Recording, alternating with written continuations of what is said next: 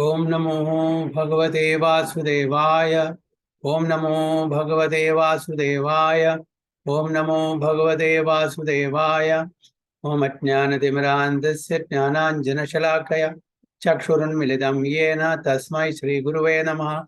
Shri Chaitanya Manobhishtam Sthapitam Yena Bhutale Swayam Rupa Kadamahyam Dadati Supatantikam Vandeham Shri Gurum Sri Udapatakamelam Shri Gurum Vaishnavamsya Shri Rupam Sagrajatam Sagana Raghunathamvidam Tam Sajivam Sadvaitam Savadudam Parijana Saidam Krishna Chaitanya Devam Shri Radha Krishna Padan Sagana Lalita Shri Vishakhamvidamscha Ye Krishna Karuna Sindhu Dinabandhu Jagatpati Gopesha Gopika Kanda Radha Kanda Namostude Tapta Kanjana Gaurangi Radhe Vrindavaneshwari Rishabhano Sude Devi Pranamami Hari Priye Vancha Kalpatarubhesha Kripa Sindhu Bevacha Patidanam Pavanebhyo Vaishnavebhyo Namo Namaha Nama Om Vishnupadaya Krishna Prishtaya Bodhale Srimate Bhaktivedanta Swamini Dhanamine Namaste Saraswati Deve Gauravani Pracharine Nirvishesha Shunyavadi Paschatya Deshatarine Jaya Shri Krishna Chaitanya Prabhu Nityananda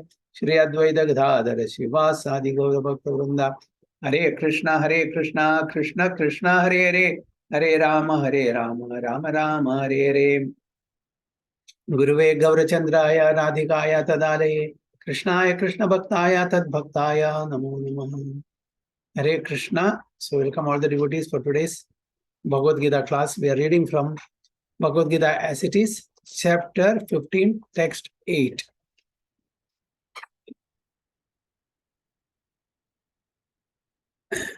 Shariram yadavapnoti yachapi utkramadishvaraha grihadvaitani samyati vayurgandhani vasayet. Sachi Mataji.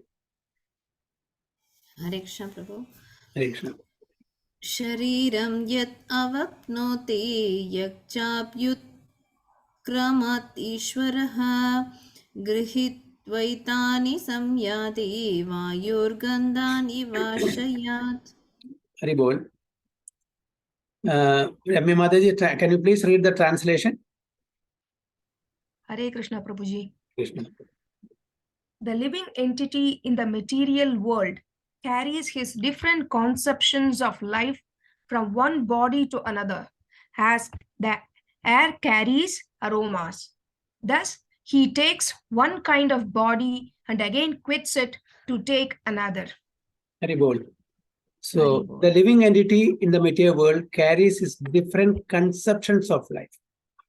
So, what is this different conceptions of life? From one body to another. What do you understand by this? Sachi Mataji, can you please explain? Our previous life vasanas, Prabhu, whatever our likes just Yes. takes. The vasanas, our impressions, our plannings. So these are the different conceptions. See, we have in our mind impressions of our previous lives, which we carry, in our subtle body, especially in the mind.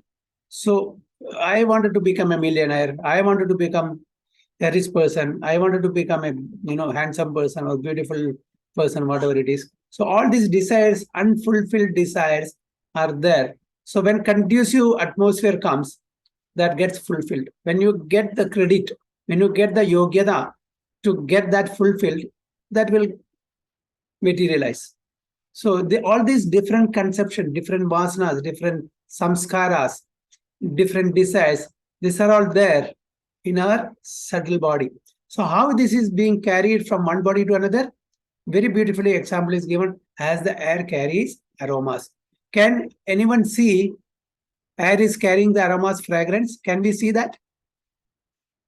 We cannot see, isn't it? But there is a beautiful, very, very nice garden of flowers. Okay, from there, the aroma is spread throughout the nearest vicinity, isn't it? How it is being spread? By the wind. The wind is taking this fragrance or aromas to other places. At the same time, instead of a beautiful garden, there is a filthy place, dirty place, contaminated place. What comes? The bad odor, isn't it? The smell, bad smell comes. It is also spread by the It's also carried by the wind, air. Similarly, the subtle body is carrying all our different conceptions of life. Just like how the air is carrying the fragrance, which cannot be seen, similarly, the subtle body is also carrying our different conceptions from one body to another body, which cannot be seen. But it carries. When the gross body is finished, destroyed, what remains? Only the subtle body, isn't it? But subtle body is invisible to our naked eyes. Nobody can see that. Can anyone see the intelligence? Can anyone see the mind? Can anyone see the false ego? So the subtle body is made up of this: mind, intelligence, and false ego. So in that subtle body, all our desires, samskaras, and and impressions, everything is there. So just like how the air carries the aroma from one place to another, so our samskaras, impressions, desires, and plannings, and everything is being carried by the subtle body from one body to another. So subtle body carries all these impressions. When we get a gross body, then in that gross body, we try to fulfill that, provided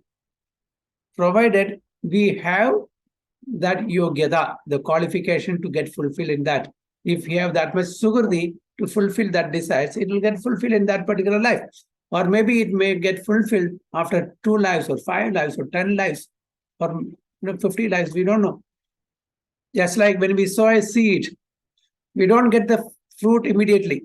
It has to grow. We have to nurture it, by giving water, light, fertilizer, and everything. Then it grows, and when it is due for, getting flowers and everything, it flowers. Then it gives fruits. So some seed may give you within days, some weeks, some months, some years to give the fruit. Similarly, our desires also gets fulfilled, according to our yogyata, according to our that sukriti. If it is time to fructify, it will fructify in this life or next life or in the coming lives. Exactly as the seed gives fruits, different seeds gives fruits at different times. It may take 1 month or 1 year or few years. Similarly, all these desires or conceptions gets materialized at different times. So this is what this sloka gives us a glimpse of that. So here, the living entity is described as Ishvara. So what is the meaning of Ishvara? Controller. Okay, we are not Parameshwara. We are Ishvara, controller. We are controlling an office. We are controlling the family. We are controlling, some department. So that's why we are also Ishvara. We are mini Ishvara. We are not Parameshwara. Okay? We can control. See, the head of the family controls the whole family, isn't it? So he becomes a controller. So Ishvara means controller. But Parameshwara, there is only one. He controls everything, the whole material creation, the whole spiritual creation. So we are also Ishvara. So we are Ishvara of our own body. Okay, we can decide whether we should attend the class today or we should go for a movie, isn't it? So this is in your hands, within your free will, whether to attend the class, Bhagavad Gita class today, or go for a movie. So you are controller from that perspective. You can ask your children, don't eat this, don't eat that, don't go there, don't do this. You can ask your subordinate in the office, do like this, do like that. You are controlling. So if he likes, he can change his body to a high grade. And if he likes, he can move to a lower class. So that is also within our reach. According to our activities, we can either upgrade ourselves to a better body, we can downgrade ourselves to lower bodies. Minute independence is there. So with that minute independence, we can decide, we can discriminate what to do, what not to do. Okay, as I told you, whether to attend the class today or to go for a movie. That minute independence is there. But we don't have the independence of crossing a red signal. Can we? What will happen? We'll end up in jail, isn't it? We don't have the independence of looting a bank. Can we? No. It's not possible. We'll end up in jail. So there is a limited independence. The scope is very limited, the free will. Just like if a cow is tied with a rope to a tree. So what is the freedom of the cow? Depends upon the length of the rope. The cow can move within the scope of the length of the rope, not beyond that. Similarly, we can move up and down within the scope of these universes, material universes, in different species. That is our scope. We cannot go to the spiritual world. So that minute independence is there. The change his body undergoes depends upon him. So the change of our body depends upon our activities. If you do good activities, we'll get a good body. If you do bad activities, we'll get a lower type of body. Animals or aquatics or trees and plants like that. At the time of death, the consciousness he has created will carry him on to the next type of body, which is that sloka from Bhagavad Gita, very famous sloka. At the time of death, the consciousness he has created will carry him onto the next type of body. What is that sloka?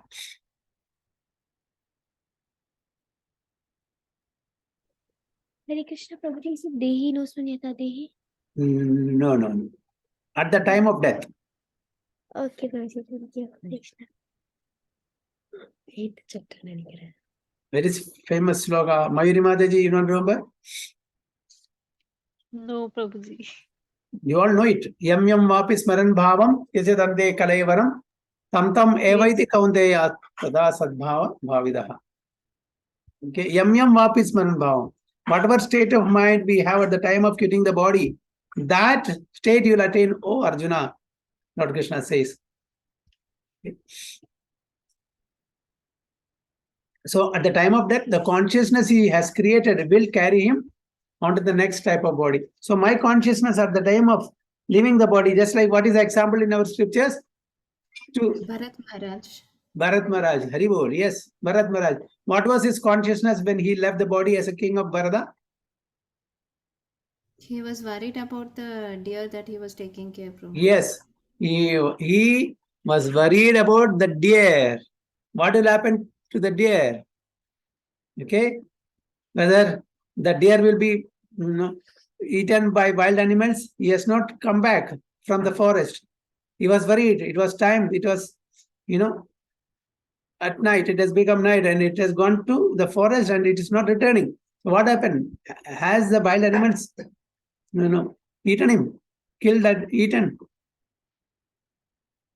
So deer. For us also, the problem is deer only. In what way we have to face the problem of deer? We also have near and dear. Detachment. Okay, we also have deer in our life. Bharat Maharaj had a deer, that is animal deer, but in our life we have so many near and dear, okay, to whom we are too much attached. And that remembrance, well, when we quit the body, we remember of husband, we remember of wife, children, money, all these things. Then what will happen? We'll attain a suitable body in relation with that remembrance. So we should be very careful about deer. Okay. Bharat Maharaj was trapped because of deer. Dasaratha Maharaj was trapped because of deer. Okay. The story of Dasaratha, what is his name? Shravan Kumar. Okay, Shravan Kumar was going to fetch water for the blind parents. So Dasaratha Maharaj heard the voice of taking water, thinking that it's a deer drinking water. He aimed his arrow towards that and killed who? Shravan Kumar, thinking that it's a deer. So he got the curse that you, just like how we had that, putra dukha, you will also have that putra dukha, isn't it? So we have to be very careful about deer. What about Siddha Mata? She also got trapped because of deer, isn't it? Eh? What about Parikshit Maharaj? He was also hunting deer. And he was totally fatigued and tired, and he wanted water very badly. So he came to Samika Rishi. He was meditating and he asked water. He was not given water. He got angry and took a dead snake, put it on his neck. So he also got the curse because of that by his son Sringi. That also started from deer. So be very careful about deer. Okay.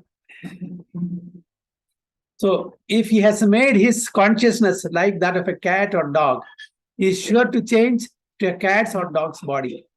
So if at the time of leaving the body, if our consciousness is that of a cat or a dog, what will get? The body of a cat or dog.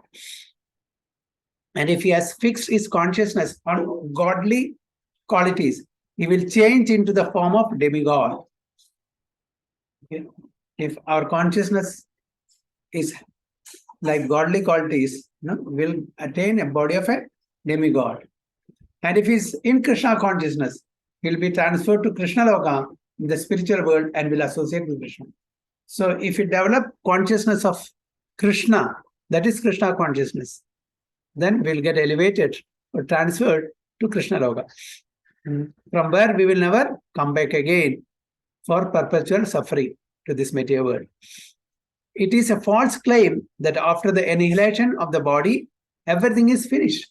So some philosophy or some people will think that, after this body is finished, everything is finished. It's not case. The soul is eternal. Soul will get into another body, another material body or spiritual body, depending upon his karma. The individual soul is transmigrating from one body to another. Okay, that is dehinosmin yata dehe kaumaram yavanam jara tada dehandara praptir dhira satra namugadi. And his present body and present activities are the background of his next body. So this life is a preparation for us to get a new body in the next life. Okay, so the present activities are a background of the next body.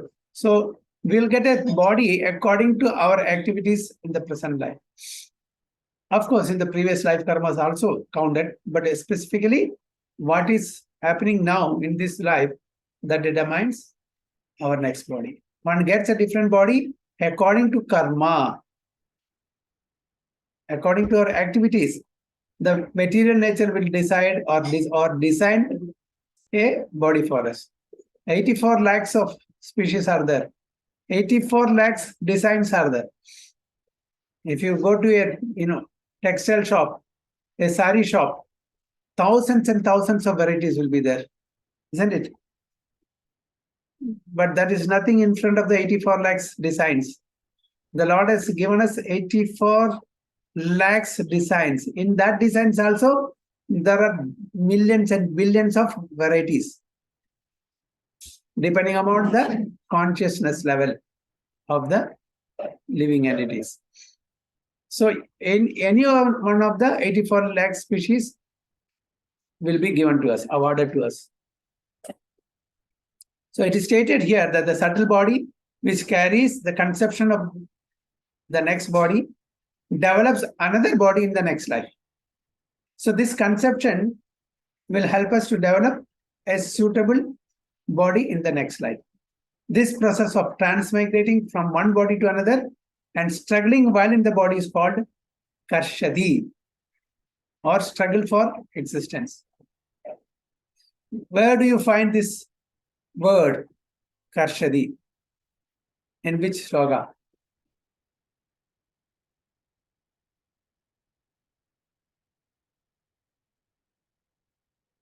There's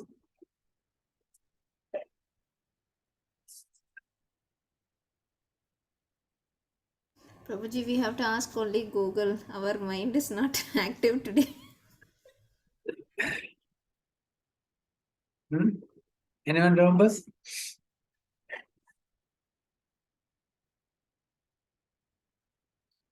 I also don't remember exactly, but there is this word. Do you remember? Karshadi word comes in which sloka?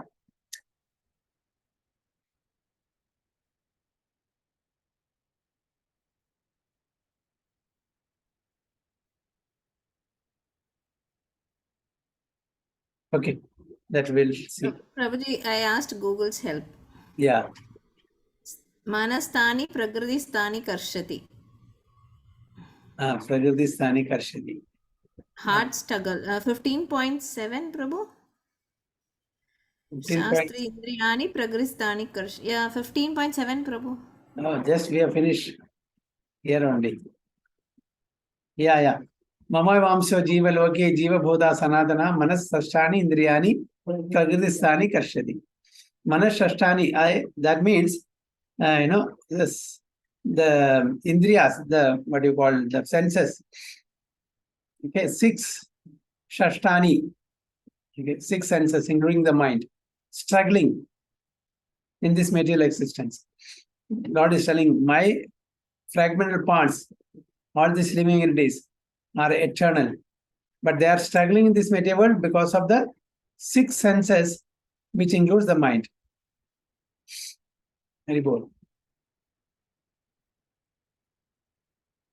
So, this process of transmigrating from one body to another and struggling while in the body is called Karshadi, or struggle for existence.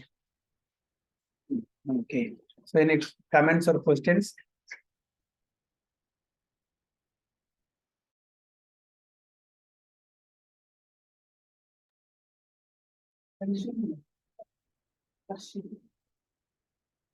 Any questions or any comments? Is it clear? Yes, Saraswati Mataji, Prince Prabhu, Ramya Mataji, Mayuri Mataji, Tarini Mataji, and Sachi Mataji. Yes, Prabhuji. It's clear, no? Yes. So we'll go to the next 9. Yes, Prabhu. Shrotram chakshuspashanam cha rasanam dhranam eva cha adhishtaya manaschayam vishayanupasevate. Saraswati Mataji and Prabhu. Hare Krishna Prabhuji. Hare Krishna. Srotram chakshu sparshanam cha rasanam granam eva cha adhishtaya manaschayam vishayan upasevate. Very bold. Hare Krishna Prabhu. Translation: the living entity, thus taking another gross body, obtains a certain type of ear, eye, tongue, nose, and sense of touch, which are grouped about the mind. He thus enjoys a particular set of sense objects. Very bold. So the living entity thus taking another gross body. So from one body to another, it transmigrates. Subtle body carries this, soul to another body. So when he, how he can get another body, taking another gross body obtains a certain type of ear, eye, tongue, nose, and sense of touch. These are the Panchendriya, the knowledge acquiring senses.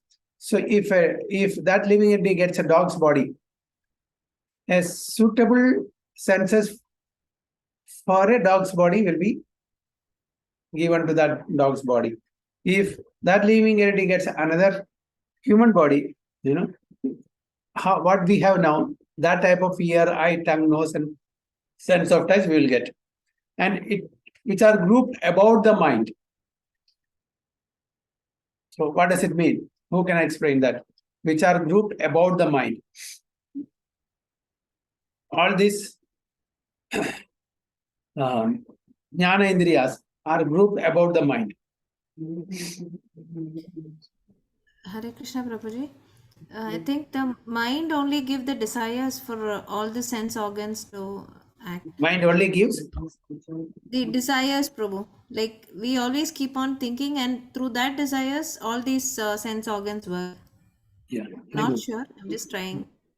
Very good. Yeah. So the senses are there, but the desires, to enjoy something, it communicates through the senses. Suppose I want to see a movie. Okay. So which sense can be used for seeing the movie? Eyes.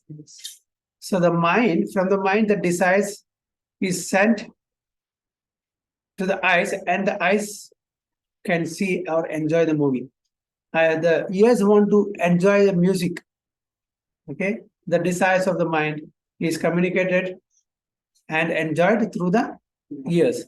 So that's why it is grouped about the mind. So there is a communication between mind and the senses, and the senses will activate the sense objects and can enjoy through the gateway of the senses with the use of the sense objects. So yes, we have, so how we can enjoy? Through the sound. So sound is the sense object. Sense is the ear. Eyes, how we can enjoy? By having the vision, by seeing it. So seeing or vision or form is the sense object. Eyes is the sense. So that's why it is said the living entity, thus taking another gross body, obtains a certain type of ear, eye, tongue, nose, and sense of touch. So all these senses are different from species to species. Our senses and the senses of a dog or any other animal or any other living entity may not be having the same capacity. Isn't it? It may not have the same capacity, same ability, or same frequency. Some will understand by smelling in a better way. We can understand by hearing, then seeing, then touching, then smelling. So which is the most, working sense? Yes, for us. For a dog, it may be smelling, or for another animal, it may be smelling. So they are all having the same senses, but it will have its own importance or capacities according to the species. So he thus enjoys a particular set of sense objects. In other words, if the living entity adulterates his consciousness with the qualities of cats and dogs, in his next life he gets a dog or cat or dog body and enjoys. So in our human body, if you are behaving like cats and dogs, next life we'll get the body of a cat or dogs, because that is what we are behaving in this life. Even though we are awarded with human body, instead of living like a human, we are living like cats and dogs. So be it. Next life, you get a body of a cat or dog. Consciousness is originally pure, like water.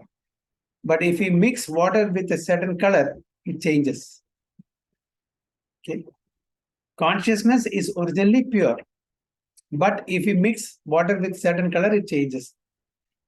Now, when we mix our consciousness with material desires, what happens? It changes. Just like when we add color to water, it changes its color. Similarly, consciousness is pure. Consciousness, by nature, it is pure.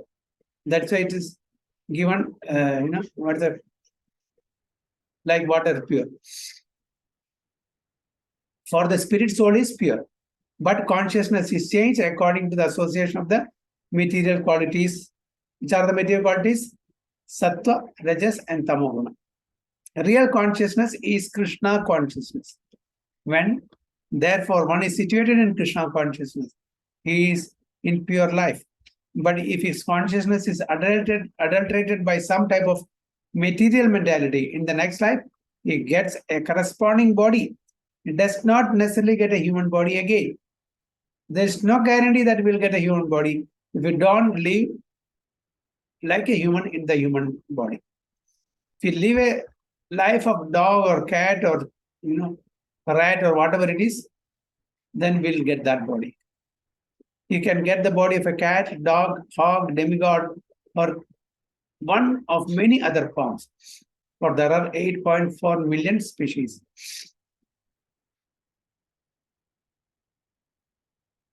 So is it clear? Any questions or any comments?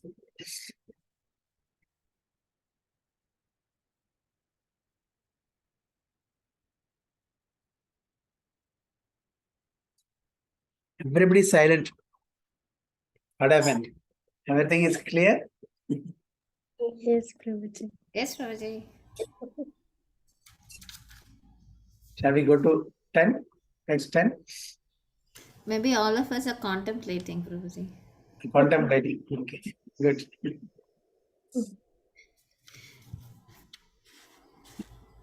Because I don't know whether I am conveying what I'm supposed to convey.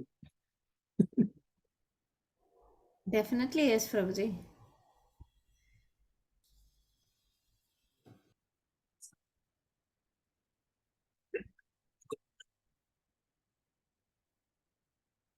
Just like Sarvabhauma. Yes, Prabhuji. Yes, Prabhuji, you tell first, then I will tell. Please tell, Prabhuji. Okay, just like Sarvabhauma Bhattacharya. Yeah, I was going to tell the same thing. Okay. Sarvabhauma Bhattacharya was giving Vedanta class to Chaitanya Mahaprabhu for 7 days. Was just sitting quiet. Then Sarvabhauma Bhattacharya asked, 7 days you did not open your mouth, you did not ask any question. Did you really understand? Similarly, I'm just, blabbering. I don't know what happened. Because your level is much, much higher than my level. That's why what I explained, you did not understand. Chaitanya Mahaprabhu told, yes, I understood, but what you explained is, I did not understand because it is not the right explanation. Yes, Prince Prabhu, you wanted to say the same thing? Yes, I wanted to tell the same thing. Okay.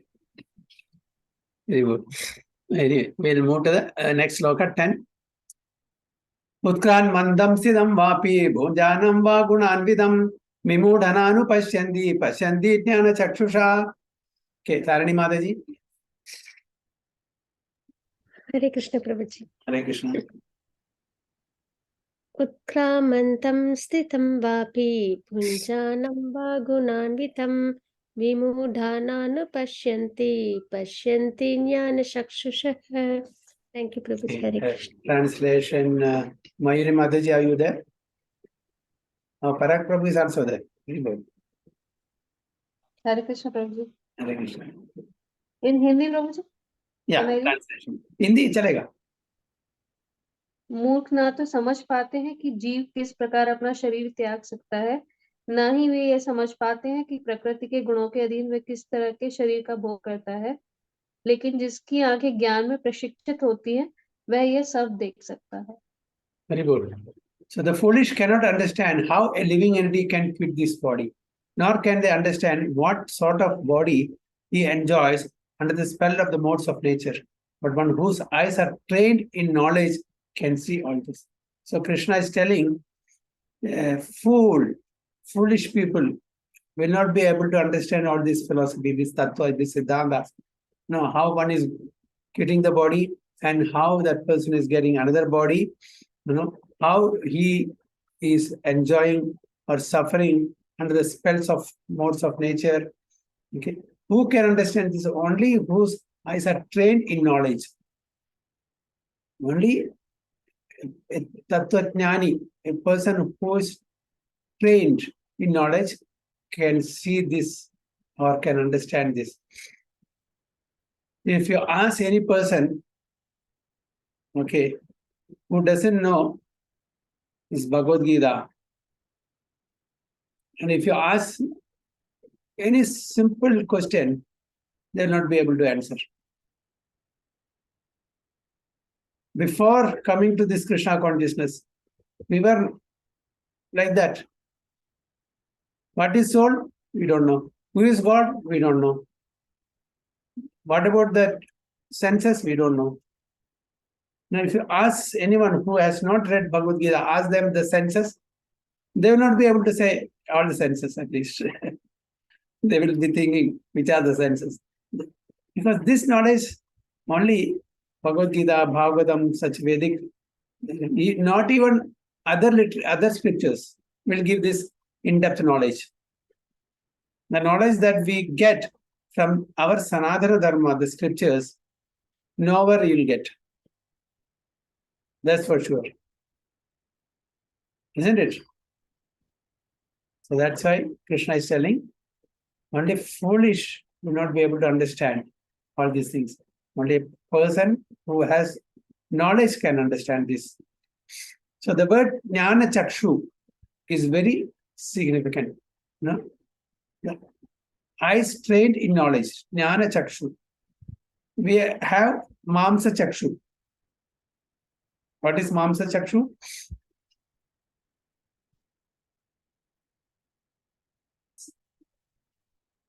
What is Mamsa Chakshu? Prabhuji, eyes. Yeah, material eyes, which is made up of some flesh or muscles blood or and bones or flesh. anything, isn't it? If we don't have knowledge, even though we have eyes, we will not be able to see that. So we should have Jnana Chakshu. Arjuna, not Arjuna, Sanjaya got what Chakshu?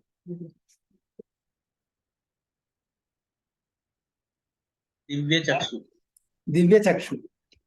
Divine eyes. Okay? Divine eyes. So you could see what was happening in the Kurukshetra, sitting in Hastinapura. So he was awarded Divya Chakshu. We have Mamsa Chakshu, and now we should have at least Jnana Chakshu, so that we can see the things as it is, as they are. So this requires a great amount of knowledge understood from Bhagavad Gita and similar literatures, heard from a bona fide spiritual master. So this knowledge we'll get only from scriptures like Bhagavad Gita, and it should be received from a bona fide spiritual master also. If you want to really get the right knowledge, we should hear it from a bona fide spiritual master who comes in the proper disciplic succession.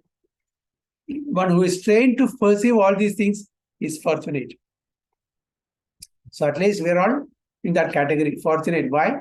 Because Prabhupada has given this knowledge in a very simple manner, simple English language, which we can read and understand. Otherwise, it's not possible to get this knowledge. So every living entity is quitting his body under certain circumstances. He is living under certain circumstances and is enjoying under certain circumstances under the spell of material nature. As a result, he is suffering different kinds of happiness and distress under the illusion of sense enjoyment. So the living entity is enjoying or suffering the happiness and distress, and under illusion, they are thinking that this is enjoyment. Persons who are everlastingly fooled by lust and desire to lose all power to understand their change of body and they stay in a particular body. They cannot comprehend it. Those who have developed spiritual knowledge, however, can see that the spirit is different from the body and is changing its body and enjoying different ways. So those who have knowledge only will understand that the spirit soul is changing from one body to another, and according to the body, the structure of the body, the different conceptions of the body, it is enjoying in different ways. It is not the same enjoyment for everyone. The dog's enjoyment and the cat's enjoyment and the human's enjoyment will differ from one to another. Okay, so that's what it is mentioned here. Different ways, enjoying different ways. A person in such knowledge can understand how the conditioned living entity is suffering in this material existence. Therefore, those who are highly developed in Krishna consciousness try their best to give this knowledge to general people in general, for their conditioned life is very much troublesome. So those who have this knowledge should impart this knowledge to others so that they can ease out their difficult life. When they get the knowledge, they will also change themselves. They will practice, what they are supposed to practice. They will give up all the bad practices. They should come out of it and be Krishna conscious and liberate themselves, transfer to the spiritual world. So one should try to change themselves, okay, after getting this right knowledge, and try to uplift or liberate themselves from the material existence to the spiritual existence. So this is what Krishna is advising to Arjuna. Okay. Hare Krishna. So I will stop here for today.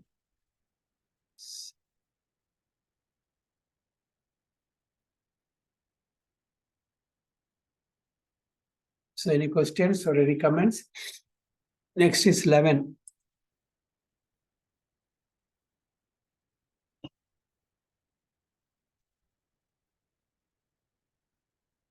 Stop the recording.